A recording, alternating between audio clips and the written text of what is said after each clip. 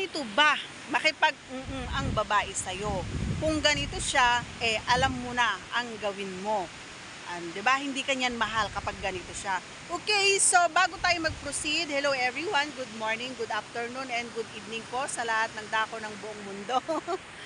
Kung ikaw ay bago pa lamang po sa ating channel, ayan, please do me a favor, please subscribe and hit the tiny notification bell para ma-update po tayo pag meron po tayong mga new upload videos. So today's vlog ay alam ko na alam nyo naman na ito, pero magbibigay lang ako ng konting hint para naman sa mga baguhan, okay? Napapansin nyo ba? Napapansin nyo ba ang inyong mga kapareha na kapag nakikipag sa inyo ay masyadong maingay? Kasi karamihan ng mga kalalakihan, kapag maingay yung babae, feeling nila kasi nasasarapan na yung babae sa EUT. Pero hindi totoo yun, mga idol, no?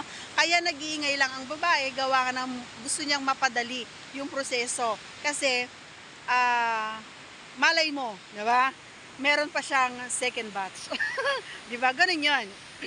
Pangalawa, idol, na nangangahulugan na hindi ka na niyan mahal kapag nakikipag sa'yo ay ni halos, alam mo yun, parang halos kapag nandun na kayo, halos ayaw kanyang halikan, ayaw kanyang hawakan, yung kamay niya na andun lang sa floor, ganyan, or wala siyang ginagawa, para siyang, alam mo yun, para siyang manikin or para siyang rebulto, ganon, para siyang robot, kumbaga. O, di ba? Wala siyang action na ginagawa. Ibig sabihin nun ay meron siyang may pag-aalala, kumbaga, sa kanya na baka maano siya. Palatandaan talaga na hindi ka na niya mahal kapag ganun. And then meron minsan kasi may nangyayari na ito, no? Na minsan kapag naandun na kayo sa talaga naman na rurok, kumbaga, no? Nandun na kayo sa rurok, no? Bigla siyang makakapagbanggit ng mga names or ng mga tawagan, mga mahal, sweetheart, darling, my loves, mga ganon. Magkakamali siya, kumbaga, ng tawag sa'yo. O ibig sabihin, hindi ka niyan talaga mahal kasi nga meron na siyang ibang mahal. Okay?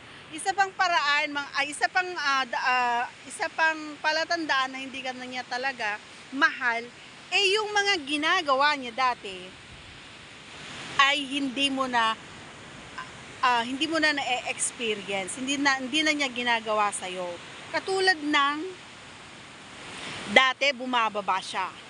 Ngayon, kapag sinabihan mo siyang bumaba, nagre-reklamo na. Ang dami yun ng reklamo, dati wala naman. Yun. So, ibig sabihin nun, hindi ka na niya talaga mahal. Kasi nga, marami na siyang reklamo. Halimbawa, ang reklamo, ay nako, hindi ka naman naligo. Ay nako, madumi yan. Ay nako, wala ako sa mood. Ay nako, pagod ako. Diba?